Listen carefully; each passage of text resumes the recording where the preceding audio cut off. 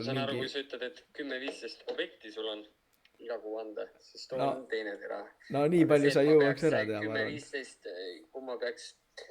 Ma võin käia, kui sa saadad mulle hinnad, mis hinnad on sul kokku lepitud ja mina käin läbi, ütlen, et kas nii sobib või ei sobi, aga niimoodi, et ma teen kellegile 10-15 hinda kuus ja selleks mul kahjuks aega ei ole. No kuidas sa muidu kliente saad, kui sa hinda neile ei tee? Ma teen hinna sinna, kus ma tean, kus ma midagi saan. Et ma istun päevad läbi kuskil, teen kellegi hinda, mis mind mitte kuhugi kunagi ei vii. No jaa, aga enne sa käid ju objekti läbi ka, on ju. No enne ma väga isegi ei lähe objektile. See on miinus. Mis asi on miinus? Et kui ma peaks sõitma kõikidele objektidele. No see on osa müügiprotsessist, ma arvan nii. Ehitus ei olegi müügitöö.